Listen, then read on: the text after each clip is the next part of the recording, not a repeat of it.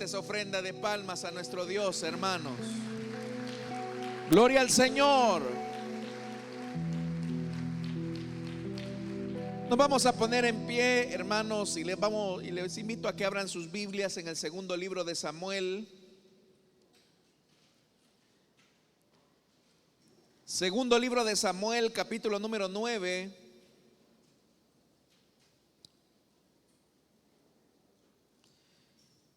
Y vamos a leer a partir del versículo número 6. Segundo libro de Samuel, capítulo número 9, versículo número 6. La palabra de Dios nos dice: cuando Mefiboset, que era hijo de Jonatán y nieto de Saúl, estuvo en presencia de David, se inclinó ante él rostro en tierra.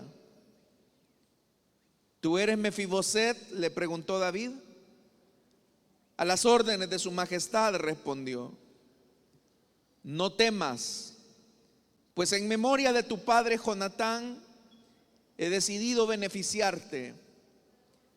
Voy a devolverte todas las tierras que pertenecían a tu abuelo Saúl, y de ahora en adelante te sentarás en mi mesa.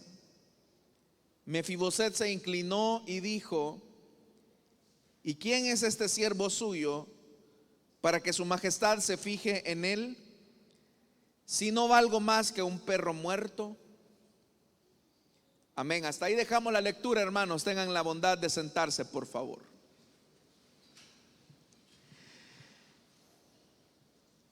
Hermanos, cuando un rey finalmente llegaba al trono como el resultado de una guerra en la que había vencido al rey predecesor, la costumbre era que el nuevo monarca, el nuevo conquistador, lo que trataba la manera de procurar era la muerte de toda la descendencia del rey que le había antecedido.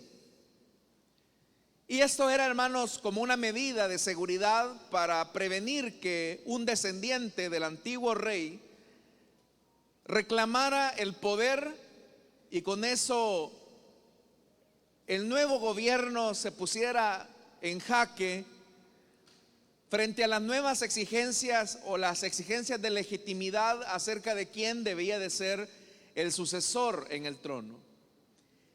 Incluso, hermanos, aun cuando las cosas no eran el resultado de un golpe de estado, de un magnicidio, sino que el rey finalmente moría, a veces resultaba ser que los hijos de ese rey se disputaban el trono, y la mejor forma que estos hijos del rey lograban o encontraban para hacerse del poder era matando a sus hermanos, y con eso ellos garantizaban la legitimidad del reino. Y eso, hermanos, en la historia tenemos muchos casos donde entre los mismos hermanos se quitaban la vida para hacerse del poder absoluto, tomando así la corona real. El caso que ahora hemos leído, usted sabe que el rey David era el heredero al trono por elección divina. Es decir, que a pesar de que existía un monarca establecido por el mismo Dios, que en este caso había sido Saúl, a causa de la desobediencia y la necedad y la obstinación del rey, el Señor había desechado a Saúl.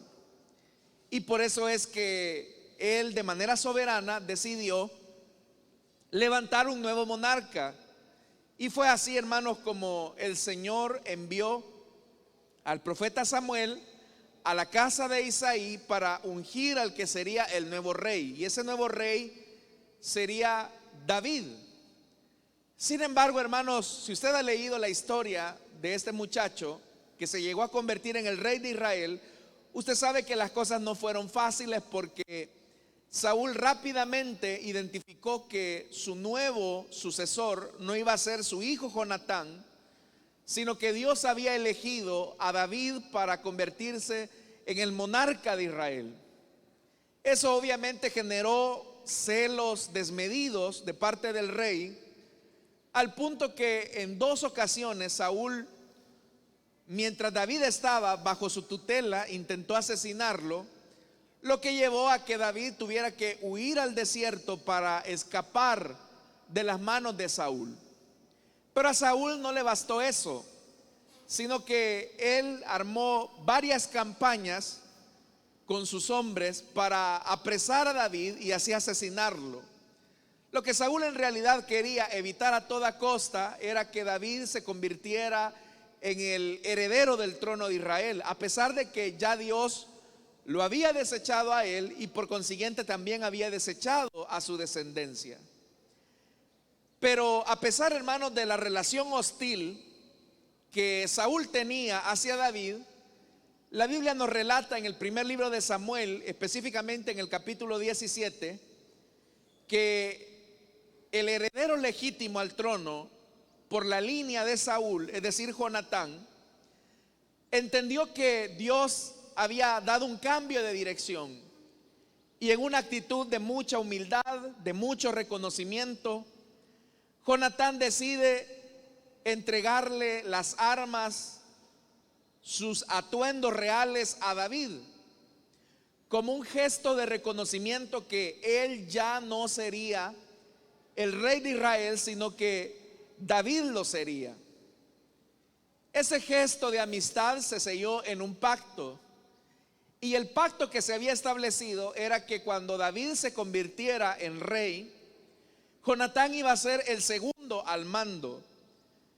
En muchas ocasiones, hermanos, Jonatán le demostró a David que él era muy leal al que sería el nuevo rey de Israel.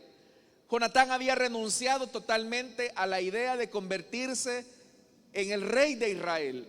Por eso es que, como ya le dije, él decide entregarle su escudo, su espada, su arco, su flecha, toda su vestidura real, como un gesto de reconocimiento. Pero en los momentos más difíciles de la locura de Saúl, Jonatán mostró mucha lealtad a David, y con eso David estaba más que seguro que Jonatán estaba de su lado, y eso de alguna manera llevó a tener ese pacto que ya le dije, pero nuevamente ellos lo reafirmaron tiempo después. Es decir, ellos reafirmaron el pacto una vez más, que era un pacto de respeto. Era un pacto que cuando David se convirtiera en rey, David iba a respetar la descendencia de Saúl y específicamente la descendencia de Jonatán. Sin embargo, hermanos, los planes de los seres humanos muchas veces no resultan tan exactos, casi nunca resultan exactos como se suelen diseñar. Porque Jonatán lo que pensaba era, mi papá algún día va a morir, ya sea que lo maten en una guerra, o ya sea que muera de vejez, o ya sea que muera de una enfermedad, pero yo voy a quedar. Y yo voy a quedar al lado de mi amigo David, y yo le voy a apoyar en la construcción del nuevo reino de Israel. Pero usted conoce la historia. Un día los filisteos atacan a Israel, y es ahí, hermanos, donde Saúl decide llevar en campaña militar a todo Israel. Y obviamente que entre ellos iba Jonatán e iban algunos de sus hijos. Pero resulta ser que en esa batalla, que usted la puede encontrar en el capítulo final del primer libro de Samuel, tanto Saúl como Jonatán pierden la vida. Y la noticia le llega a David que tanto Saúl como Jonatán habían muerto. Es por eso que David elabora una endecha o un canto militar en honor a Saúl y a Jonatán como soldados caídos en batalla.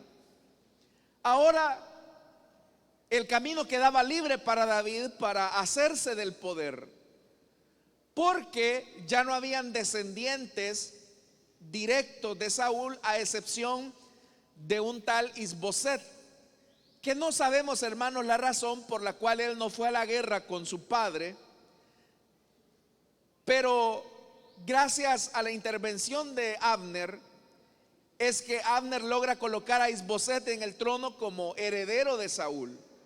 Pero la Biblia dice que Isboset era un fusilánime, alguien que no tenía carácter, y poco a poco su reino se fue debilitando al punto que dos hombres de su misma corte deciden matarlo. Le llevan la noticia a David y David lo que hace es castigar a estos dos hombres sanguinarios y les dice: tan cierto como aquel hombre que creyó traerme buenas noticias acerca de la muerte de Saúl y de Jonatán, así también les pasará a ustedes, que creyendo que me han traído buenas noticias, lo que han hecho es firmar su condena de muerte. Y lo que hace efectivamente David con aquellos dos hombres sanguinarios que mataron a Isboset fue matarlos, fue quitarles la vida. Ahora ya no quedaba ningún descendiente de Saúl. Pero poco a poco, hermanos, David se fue consolidando en el trono de Israel, pero él sabía que tenía un pacto que había establecido con su amigo Jonatán. Era un pacto de caballeros, era un pacto de amigos, era un pacto de honor. Y es por eso que, pensando en ese pacto, es que David pregunta si todavía no existía un descendiente de Saúl a quien él pudiese ayudar. Seguramente que cuando le dicen los siervos a David: mira, todavía queda un descendiente de la casa de Saúl, lo único que es hijo de Jonatán, pero este muchacho quedó lisiado de los pies, de ambos pies. Y es que resulta que cuando tu predecesor, el rey Saúl, murió y Jonatán con él, la nodriza tomó al niño de 5 años pensando que tú lo vendrías a matar. Y la nodriza salió huyendo del palacio o de la casa de Saúl y se tropezó y botó al niño. Y al botar al niño le fracturó ambos pies, de tal modo que Mefiboset desde los 5 años quedó completamente tullido. Ya no se podía valer por sí mismo. Los primeros 5 años en el palacio, en la casa real, habían quedado como un vago recuerdo. La vida cambió para Mefiboset de un momento a otro. Si su padre había muerto, ahora la condena para Mefiboset, tan solo por ser hijo de Jonatán, pues era más que obvia. Al menos así lo interpretó la nodriza. Ahora que varios años después David está preguntando por un descendiente de la casa de Saúl, lo primero que se le pudo venir a la mente a los cortesanos es: hoy David quiere aniquilar totalmente a los descendientes de Saúl. Pero él mismo manifiesta sus intenciones: ¿hay alguien de la casa de Saúl a quien yo pueda ayudar? Y es ahí, hermanos, donde alguien le dice: mira, hay un hombre que es siervo de Saúl, llamado Siba, y él te puede dar una información acerca de si hay o no hay un descendiente. Efectivamente, el rey manda llamar a Siba, que había sido siervo de Saúl. Y el rey David le pregunta: ¿hay alguien de la casa de Saúl a quien yo pueda ayudar? Y es ahí donde Siba le dice: mira, si hay un descendiente, pero este muchacho, que probablemente, hermanos, andaría quizás por unos 25 a 30 años máximo, Siba le dice: mira, si hay un muchacho, lo único que es tullido de ambos pies, está lisiado, no puede caminar. Y David le dice: bueno, mándenlo a traer, porque yo lo que deseo hacer es hacer misericordia en memoria de mi amigo Jonatán. Piense por un momento en esto, cómo habían sido todos esos años en la vida de Mefiboset. La Biblia dice que Mefiboset vivía en Lodebar, en casa de un tal Maquir. Lodebar lo que significa es la tierra vacía. Eso es lo que significa Lodebar, tierra vacía.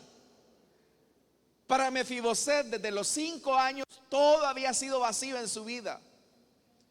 Había perdido a su abuelo, había perdido a su padre, había perdido su independencia porque ahora él necesitaba que las personas lo ayudaran a arrastrarse porque no podía caminar.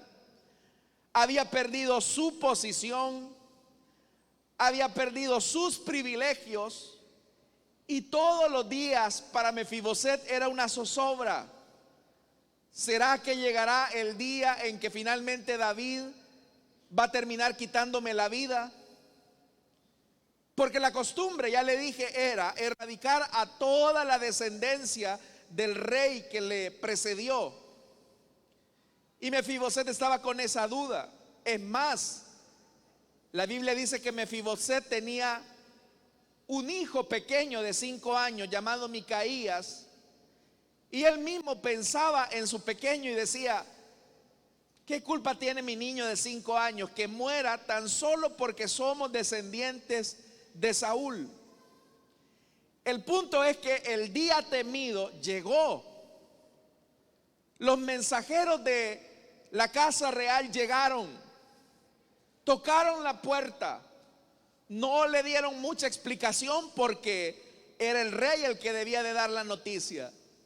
Llegan a la tierra vacía, a la tierra de Lodebar, y ahí le dicen: el rey te manda a llamar. Lo primero que se le vino a Mefiboset: el día temido llegó, el día de la muerte llegó. Hasta aquí fue todo. No sabemos si Mefiboset se llevó a su hijo pequeño Micaías, no lo sabemos. Pero ¿qué pudo haber pensado Mefiboset de Lodebar hasta hacia Jerusalén? Se acabó mi vida, perdí a mi padre, perdí a mi abuelo, perdí mi independencia, soy un inútil, no valgo para nada, llegó la muerte. Eso fue lo que Mefiboset pensó. Pero es ahí, hermanos y hermanas, donde dice la Biblia en el versículo número 6, cuando Mefiboset, que era hijo de Jonatán y nieto de Saúl, estuvo en presencia de David. Vea cómo este muchacho está aferrado a la vida. Él se inclinó ante él, rostro en tierra. Mefiboset dice: ya no me queda nada. Es verdad que yo soy descendiente de Saúl y por lo tanto yo merezco morir. Pero ahora que me doy cuenta que no tengo nada, lo que Mefiboset hace es tirarse rostro en tierra para ver si alcanzaba algún tipo de misericordia que le permitiera tener el privilegio de vivir y el privilegio de ver vivir a su niño pequeño de 5 años. Y es ahí donde viene la pregunta de parte de David: ¿tú eres Mefiboset? La pregunta, hermanos, es una pregunta que lo que significa es: ¿eres tú descendiente de Saúl? ¿Eres tú descendiente de aquel que me quiso quitar la vida? ¿Eres tú descendiente de aquel que procuraba matarme? ¿Tú eres Mefiboset? Y ante esa pregunta, ¿qué es lo que queda? Decir la verdad. Mefiboset no puede decir: no, yo no soy, me han confundido. No, Mefiboset lo que hace, hermanos y hermanas, es decir la verdad. A las órdenes de su majestad respondió Mefiboset. Eso es lo que dice el versículo número 6. A sus órdenes su majestad.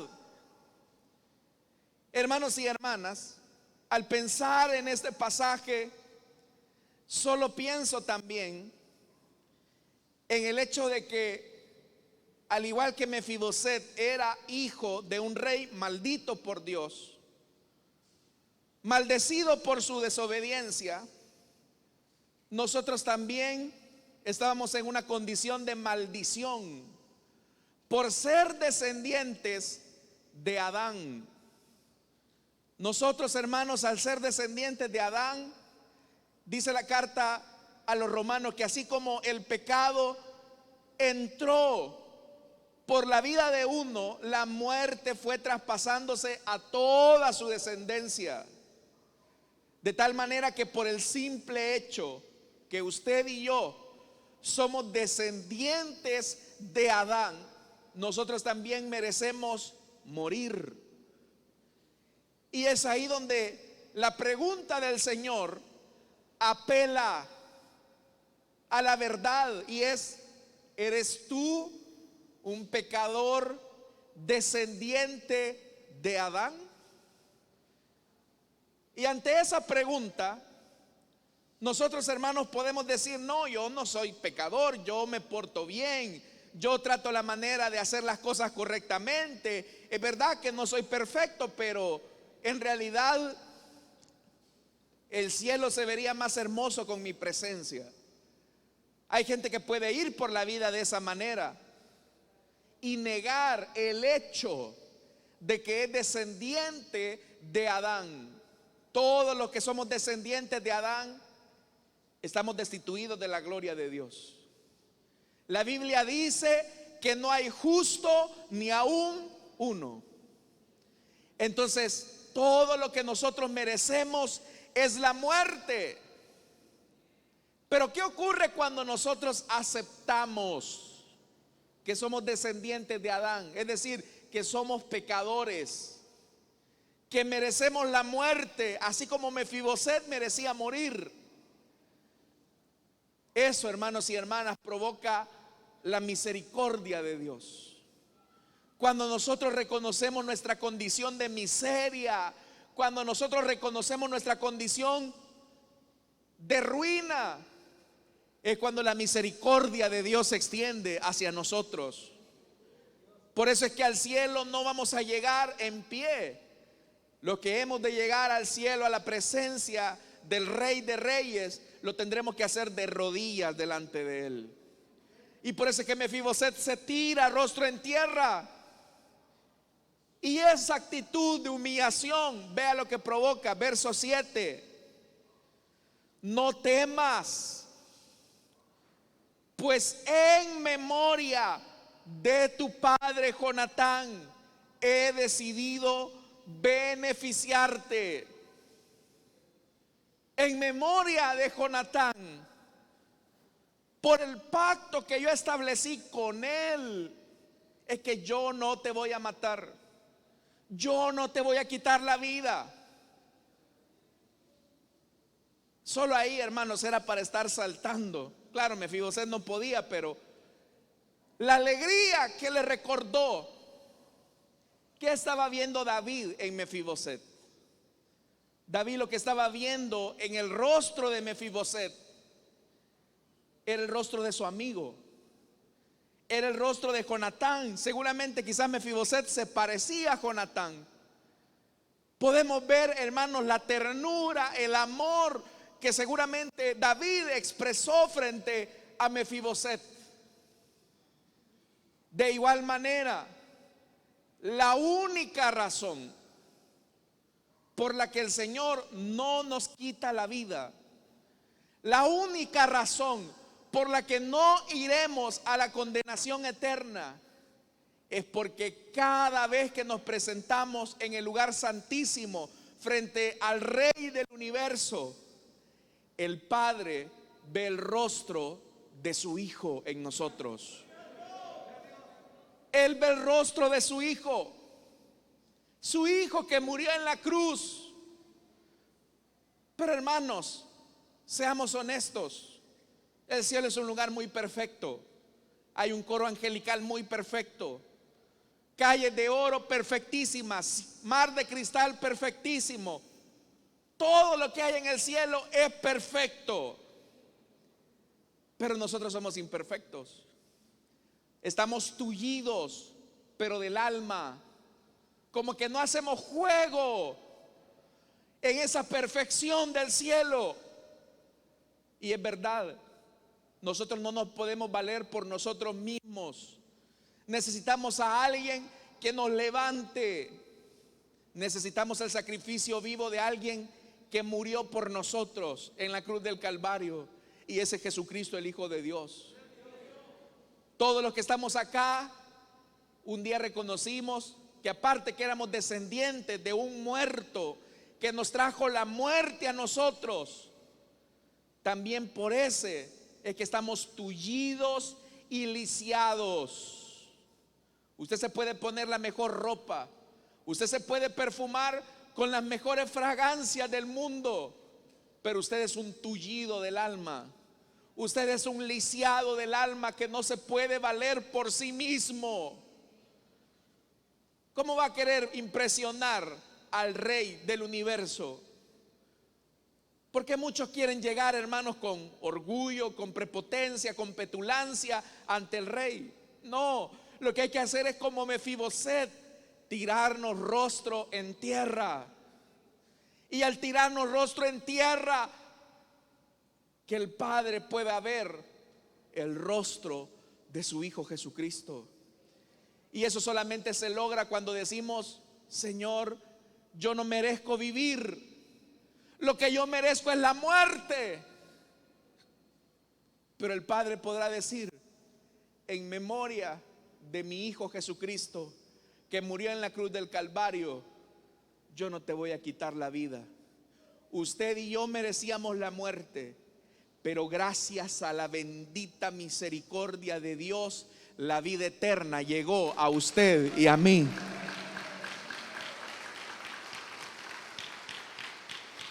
Pero por si eso fuera poco, dice: no temas, pues en memoria de tu padre Jonatán he decidido beneficiarte. Yo sé, Mefiboset, tú no vales nada. Eres un lisiado del alma, eres un tullido. Es más, le puedes dar una mala visión a mi palacio, pero ¿sabes por qué lo voy a hacer? En memoria de tu padre. También nosotros, hermanos, todo lo que tenemos no es por nosotros mismos. Todas las bendiciones que hemos alcanzado no es porque se porta bien, no es porque viene a la iglesia. Todo lo que tenemos es por la bendita gracia de Jesucristo, que ofreció su vida en el madero. ¿Qué es aquello que usted y yo tenemos que no hayamos recibido de su mano? El Señor nos ha enriquecido. Por eso va más allá: voy a devolverte todas las tierras que pertenecían a tu abuelo Saúl. Sí, ese Saúl que desobedeció y que perdió la tierra, ahora yo te la voy a devolver. Por el pecado de Adán, nosotros salimos del Edén. Por el pecado de Adán perdimos las posesiones que teníamos. Pero por la muerte de Jesucristo, el Señor nos devolverá la tierra, su presencia y su gloria, como era en el Edén. Pero es por su muerte. Yo no sé si usted se alegra por esto, hermanos, porque lo que teníamos en Edén y que lo perdimos porque nuestro padre fue desobediente, ahora por la muerte de su Hijo Jesucristo recuperamos las tierras. Por eso razón tenía el Señor cuando decía: bienaventurados los pobres de espíritu, aquellos que son humildes, se humillan. Porque Jesús dice: porque ellos heredarán la tierra. Eso es lo que se necesita: humildad, humillación frente al Señor, para que Él nos restituya lo que no merecíamos. El problema de nosotros es que muchas veces en la vida caminamos creyendo que nos merecemos algo. No, usted y yo no merecemos nada. Usted y yo lo que merecemos es la muerte. Usted y yo lo que merecemos es la condenación eterna. Pero gracias al amor que se reveló en el madero, es que ahora sabemos que heredaremos la tierra juntamente con Él. Amén, hermanos. Dice más, ya solamente le perdonó la vida, le da la promesa de las tierras. Yo hasta ahí, hermano, me quedaría saltando de alegría. Ahí me volvería otra vez a caminar. Pero vea la promesa: y de ahora en adelante te sentarás a la mesa. Te voy a adoptar como un príncipe. Vas a comer en mi mesa. ¿Y qué significa comer en la mesa? Significa estar cerca del rey. Significa estar con él, viviendo de su grandeza, de su majestad, de su misericordia. Entonces, cuando David mandaba llamar a sus hijos, que eran hermosos, como dice la Biblia, también iba ahí el tullido. Cuando el Señor haga la gran fiesta, el gran banquete, irán los ángeles con su belleza y su esplendor, pero no se sentarán al lado del maestro. Cuando sea el gran banquete y la gran cena, irán los querubines y los serafines con su belleza, pero no estarán tan cerca del rey. Esos espacios están reservados para los tullidos del alma, que hemos recibido la gracia y la misericordia de Dios, usted y yo. Ese es un privilegio grande. Ese es un privilegio hermoso. Porque, hermano, ¿quién quiere tener a un lisiado de los pies? ¿Quién quiere tener a un tullido? Hermano, si por usted y por mí no daban ni 5. Muchos de ustedes seguramente eran el resultado, quizás, de un embarazo no deseado. Yo recuerdo un hermano que me dijo: mira, hermano, si a mí mi mamá me iba a abortar, pero cuando pienso en que el Señor me amó y que ahora voy a estar junto a Él, ahora yo puedo superar el dolor del rechazo de mi madre. ¿Sabe algo, hermano y hermana? Igualmente en su caso, probablemente a usted lo desprecien, probablemente no tenga ningún nombre rimbombante en este mundo, pero al lado de su buen Señor, en esa gran mesa donde van a sentarse los hijos, los que se humillan, ese es el espacio reservado para todos aquellos que le aman, hermanos y hermanas. ¿Ha sido invitado usted a la cena, hermano? Claro. Ahora, ¿cómo recibe esas bendiciones Mefiboset? Que las está recibiendo en memoria de su padre. Dice, versículo 8, vea la actitud de Mefiboset. Mefiboset se inclinó y dijo: ¿y quién es este siervo suyo? Oiga, no se está presentando como príncipe. Él está diciendo: ¿y quién es este siervo suyo? El que ha sido invitado a la fiesta se considera siervo, se considera esclavo. Es lo primero. Lo segundo, ¿quién es este siervo suyo para que su majestad se fije en él? Y es ahí donde David le tendría que decir a Mefiboset: mira, Mefiboset, en realidad tú no eres nadie, pero cuando yo te veo a ti, yo me acuerdo de Jonatán, mi amigo. Es cierto, yo a ti no te conozco, es primera vez que te veo, pero cuando te veo a ti, me recuerdo de mi amigo Jonatán, a quien amé. También tú puedes decir: ¿y quién soy yo para que el Señor me ame tanto? No se trata de quién eres tú, se trata de quién murió en el madero por ti. De eso se trata. Y por eso es que vea, Mefiboset va más allá adelante y dice: oiga, Mefiboset, él no llega con ínfulas de grandeza diciendo: soy el príncipe, soy el heredero. No, dice: si no valgo más que un perro muerto, aún un perro vivo vale más que yo. pero yo no valgo ni siquiera más que un perro muerto. Es una condición de humillación. Es una condición, hermanos, sí, de contrición completa.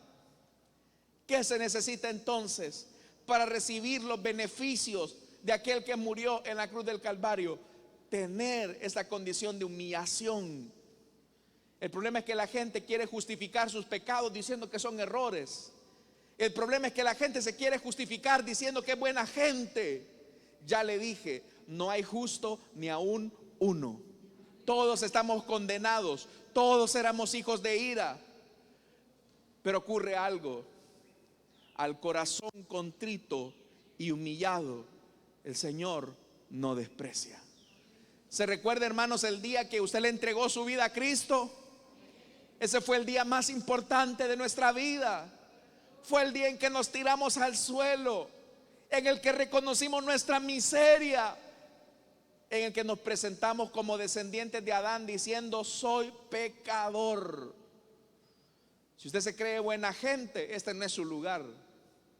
Si usted se cree una persona con capacidades y virtudes especiales, este no es su lugar, mi amigo. Pero acá en este lugar vienen aquellos que reconocen su condición de miseria, aquellos que reconocen que son pecadores y que necesitan de la gracia y la misericordia del que está sentado en el trono. Se necesita entonces tener esto, que cuando Dios me vea, vea a su Hijo. Si tú quieres presentarte con tus galas reales de príncipe para cubrir la invalidez de tu alma, es más peligroso que el rey te saque fuera, porque nadie se va a presentar ante el Señor por buenas obras. Ante el Señor nos vamos a presentar por lo que Cristo hizo por nosotros. Así que, hermanos, ¿cuántos hemos recibido la gracia de Dios? ¿Cuántos hemos reconocido que somos pecadores? ¿Cuántos tenemos a un Salvador que intercede por nosotros? Jesucristo, el Hijo de Dios. Amén, hermanos. Vamos a cerrar nuestros ojos, vamos a orar. En memoria de tu padre Mefiboset vas a recibir todo: la tierra, te perdono la vida, vas a comer en mi mesa.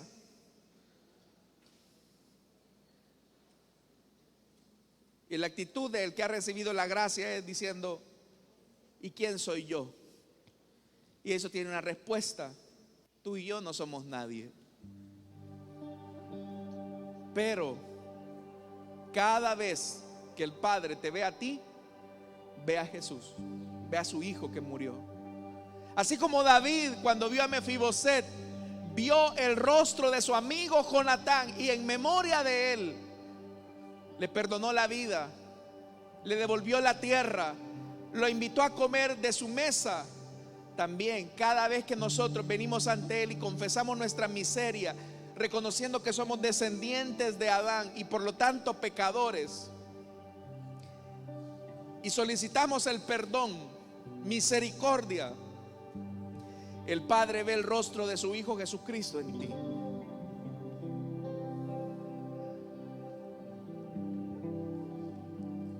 Esta mañana, si hay alguien que desea entregarle su vida a Cristo, le invito para que en el lugar donde está se pueda poner en pie y con gusto vamos a orar por usted. Si hay alguien esta mañana que desea entregarle su vida a Cristo, puede ponerse en pie y vamos a orar por usted.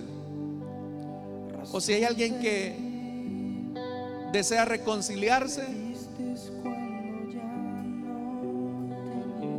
le invito para que se ponga en pie, vamos a orar por usted. Cuán importante es que usted se presente en su condición de miseria, que reconozca que es descendiente de Adán, que reconozca que es pecador, que es pecadora, para que la gracia de Dios lo envuelva. Si usted reconoce eso, Este es el momento para recibir la gracia.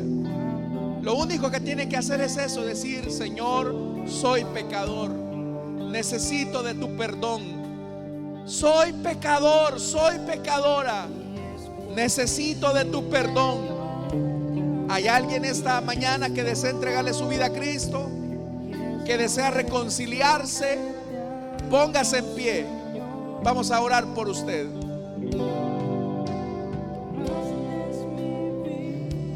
Póngase en pie, vamos a orar por usted. ¿Hay alguien?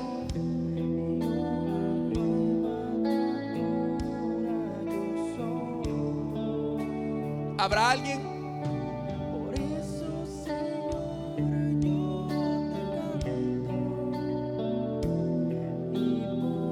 Agradezcamos al Señor su amor y su misericordia.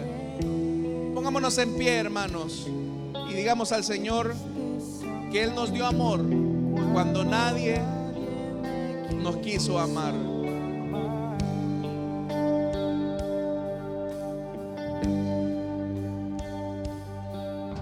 Razón de vivir me diste cuando ya no tenía. Piense en el día en que le perdonó. Me extendiste tus brazos cuando el mundo me abandonó.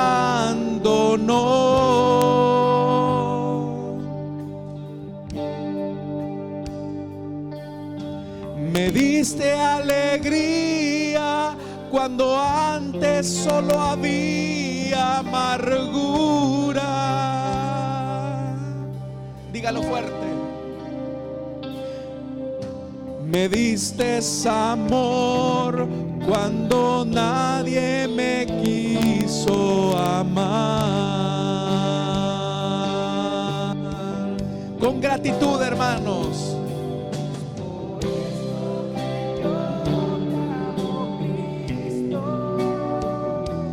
Y es por eso que te amo, Señor. Tomaste mi vida y mi corazón, y una nueva criatura yo soy. Por eso, Señor, y por eso yo te alabaré. Me diste amor cuando nadie me quiso amar. Me diste amor cuando nadie me quiso amar. Me diste amor.